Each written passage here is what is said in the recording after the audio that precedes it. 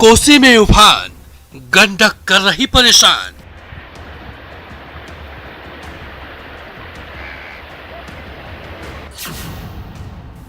नदियों का रौद्र रूप, ध्वस्त हो रहे बांध और पुल।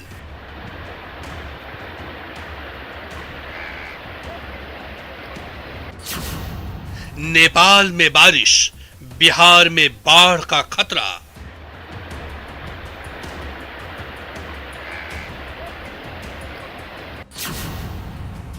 सावधान बिहार, बाढ़ आने वाली है।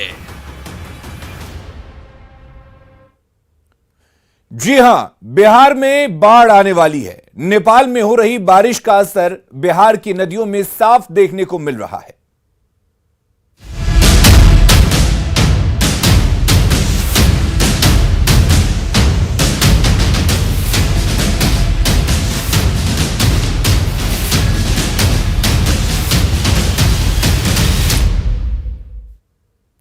और सबसे पहले बात सुपौल की करते हैं, जहां पर कोसी नदी उफान पर है। कोसी बराज से पानी डिस्चार्ज हो रहा है। करीब 2,29,000 क्यूसेक पानी यहां से डिस्चार्ज हो रहा है। बराज क्षेत्र में पानी को डिस्चार्ज किया गया है।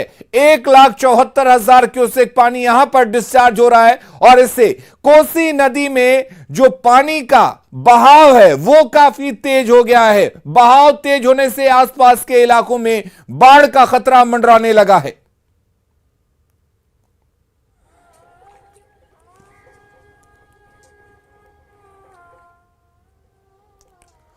और हमारे साथ अमित झा जुड़े हुए हैं सुपौल से, हमारे संवाददाता। अमित, आपसे जानना चाहेंगे, जिस तरीके से कोसी में लगातार पानी छोड़ा जा रहा है, उसके बाद फिलहाल क्या कुछ वहां पर हालात हैं और बाढ़ का खतरा वहां कितना बढ़ गया है? देखिए अलीम, लगातार 3-4 दिनों से जो बराज क्षेत्र में नेपाल के तराई इलाकों में बारिश हो रही है, उसकी वजह से कोसी का जलस्तर लगातार बढ़ता जा रहा है। आज जो आंकड़ा आया है सामने 2,29,000 क्यूसेक जिसका डिस्चार्ज नापा गया है, जिसकी वजह से तटबंध के भीतर जो बसे गांव हैं वहां पर बाढ़ जैसे हालात उत्पन्न होते जा रहे हैं। कल भी यही आंकड़ा था और आज भी यही आंकड़ा सामने आया है और जिसकी वजह से अब उम्मीद की जा रही है कि 12 से 18 घंटे के बाद तटबंध के भीतर वाले जो इलाके हैं वहां पर बाढ़ जैसे हालात होंगे। लेकिन लोग वहां से अभी बाहर नहीं निकल रहे हैं। लोगों का ये कहना है कि उनकी सारी संपत्ति वहां पर है, उनकी खेती बाड़ी वहां पर है, उनके सारे अनाज वहां पर है, तो वो किस तरीके से बाहर निकलने का मन नहीं बना रहे हैं, जिसकी वजह से तटबंध के भीतरी इलाकों में भी बाढ़ जैसे हालात हैं। लेकिन बाहर का इलाका जो भी है कोसी का, वो सुरक्षित अभी है। अलीम, अमित, लोगों की मजबूरी है कि लोग अपने घर बार को छोड़कर बाहर नहीं जाना चाहते हैं, लेकिन अगर बात करें हम प्रशासन के इंतजामों की, तो प्रशासन किस तरह से बाढ़ से निपटने की तैयारी कर रहा है?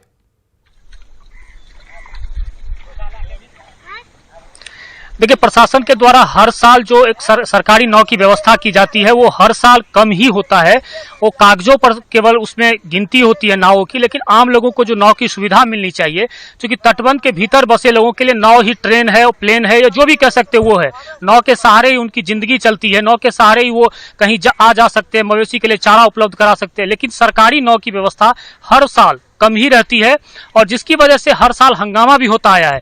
लोगों को जो रिलीफ मिलना चाहिए था वो भी नहीं मिल पाता है, इस तरह की व्यवस्था। लेकिन प्रशासन के द्वारा इस बार जो व्यवस्था की जा रही है उसमें प्रशासन का कहना है कि जल्द ही सरकारी नाव की व्यवस्था नियुक्ति की जा रही है और जल्द ही उन लोगों को इसमें लगाया जाएगा। लेकिन फिलहाल तट कोसी का जो जलस्तर जिस तरीके से बढ़ रहा है और प्रशासन की व्यवस्था अब तक कुछ भी सामने नहीं आ रही है। अलीम, अमित, अगर बात करें दूसरे इंतजामों की, तो ये कोसी क्षेत्र के लोगों की एक तरह से नियति बन चुकी है कि हर साल वो बाढ़ को झेलते हैं, बाढ़ के प्रकोप को झेलते हैं। लेकिन अगर बात हम करें इंतजामों की, तो बाढ़ राहत कैंप हो या फिर मेडिकल सुविधा हो, क्या इसको लेकर प्रशासन वहां पर पूरी तरह से तैयार दिख रहा है या पहले से कोई तैयारी दिख रही है?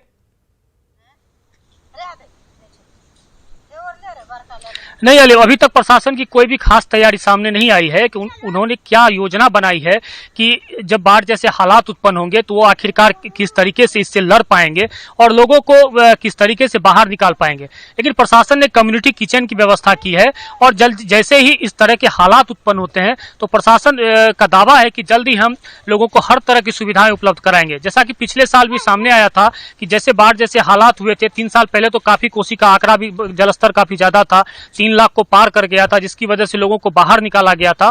तो उस वक्त प्रशासन की व्यवस्था ठीक ठाक थी और प्रशासन ने लोगों को राहत पहुंचाया था। लेकिन इस बार जो व्यवस्था अभी तक जो दिख रहा है, केवल कम्युनिटी किचन को चिन्हित कर लिया गया है, लेकिन व्यवस्थाएं नाकाम दिख रही है। अली, चलिए अमित, तो बहुत शुक्रिया आपका तमाम जानकारी देने के लिए। तो अगर बात सुपौल के कोसी क्षेत्र की करें तो यहां पर जो व्यवस्थाएं होनी चाहिए वो नहीं दिख रही हैं। इधर नेपाल के तराई इलाकों में लगातार हो रही बारिश से कई नदियां उफान पर हैं।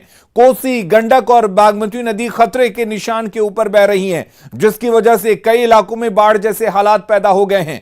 पटना में गंगा का जलस्तर भी तेजी से बढ़ रहा है। बाढ़ के खतरे और नदियों के उफान की पूरी जानकारी दे रहे हैं संवाददाता आनंद अमृतराज। नेपाल की तराई में लगातार हो रही बारिश की वजह से बिहार के कई नदियां उफान पे है। खासकर कोसी, गंडक, बागमती जैसी नदियां लगातार उफान पे है और नेपाल के जो तराई वाले इलाके हैं वहां पे लगातार बारिश ने इन नदियों में उफान ला दिया है और जल संसाधन विभाग पूरी तरीके से अलर्ट मोड में है। जल संसाधन विभाग के मंत्री संजय झा खुद हर परिस्थिति पर नजर रखे हुए हैं और अधिकारियों को साफ साफ निर्देश है कि 24 घंटे निगरानी की जाए। और जाहिर सी बात है, जो कोसी, गंडक और बागमती का जो जल संग्रहण का एरिया है वहाँ पे लगातार बारिश हो रही है, जिसकी वजह से जल स्तर नदियों का और बढ़ गया है। इस वक्त हम आपको तस्वीर दिखा रहे हैं गंगा नदी की तस्वीर, और गंगा नदी के भी जल स्तर में लगातार बढ़ोतरी हो रही है, जिससे जो तटीय इलाके हैं वहाँ पे भी बाढ़ का खतरा मंडरा रहा है। खासकर कोसी, गंडक और बागमती जैसी नदियों की वजह से कई इलाकों में बाढ़ की स्थिति भी हो गई है और कई इलाकों में बाढ़ आ भी चुकी है। बूढ़ी गंडक नदी की भी जो परिस्थितियां हैं वो भी लगातार तेजी से बदल रहे हैं। बूढ़ी गंडक के जलस्तर में भी बढ़ोतरी हो रही है। तो लगातार बिहार के कई नदियों में उफान देखा जा रहा है और जल संसाधन विभाग हाई अलर्ट पे है और अधिकारियों से लेकर कर्मचारियों को साफ साफ निर्देश दे दिया गया है कि 24 घंटे बढ़ते जल स्तर पर निगरानी रखी जाए। और जल संसाधन मंत्री भी जो खासकर जो नदियों का जल स्तर बढ़ रहा है उन इलाकों में जाकर परिस्थितियों का जायजा ले सकते हैं। तो फिलहाल बिहार के कई नदियों में उफान की वजह से बिहार के कुछ जिलों में बाढ़ का खतरा मंडरा रहा है। कैमरामैन मनीष जुनेजा के साथ आनंद अमृतराज, न्यूज 18 नेटवर्क, पटना। और बात अगर वाल्मीकि नगर की करें तो वाल्मीकि नगर में गंडक नदी का जलस्तर अब भी 3 लाख क्यूसेक से नीचे नहीं उतरा है। वाल्मीकि नगर गंडक बराज से 3 लाख क्यूसेक पानी का डिस्चार्ज हो रहा है और यह डिस्चार्ज गंडक नदी में हो रहा है। पिछले 12 घंटों से करीब 3 लाख क्यूसेक पानी का डिस्चार्ज लगातार गंडक में हो रहा है। नेपाल में लगातार हो रही बारिश के कारण जलस्तर में अब भी गिरावट नहीं दर्ज की गई है। वाल्मीकि नगर गंडक बराज से ताजा अपडेट दे रहे हैं हमारे संवाददाता मुन्ना राज। गंडक नदी का जलस्तर पिछले कुछ घंटों से 3 लाख क्यूसेक पर स्थिर हो गया है। हम आपको वाल्मीकि नगर गंडक बराज से जुड़ी हुई तस्वीर दिखाने की कोशिश करें। देखिए, नेपाल से आ रही नारायणी नदी है और यही नदी धीरे धीरे आगे बढ़ती है और गंडक बराज तक पहुंचती है। तो लगातार नेपाल में जिस तरह का बारिश की स्थिति है, उसके बाद पिछले 12 घंटे से गंडक बराज की स्थिति 3 लाख क्यूसेक पर रुका हुआ है। और फिलहाल वाल्मीकि नगर गंडक बराज से जो अपडेट है, तो वाल्मीकि नगर गंडक बराज से 3 लाख क्यूसेक पानी का डिस्चार्ज अभी भी हो रहा है। तो पिछले कुछ सालों की बात करें तो यह पहला ऐसा मौका देखा जा रहा है जब लगातार 3 लाख क्यूसेक पर पिछले 12 घंटे से गंडक नदी का जलस्तर रुका हुआ है। और यह जलस्तर जैसे जैसे गंडक बराज से आगे निकलता है, गंडक नदी आगे निचले इलाकों में तबाही मचा रही है। और पिछले 12 घंटों से जिस तरह गंडक बराज के जलस्तर में वृद्धि दर्ज की गई है, तो यह वृद्धि निचले इलाकों में पानी घुस रहा है और कई गांवों में यह पानी घुसकर तबाही मचाने को तैयार है।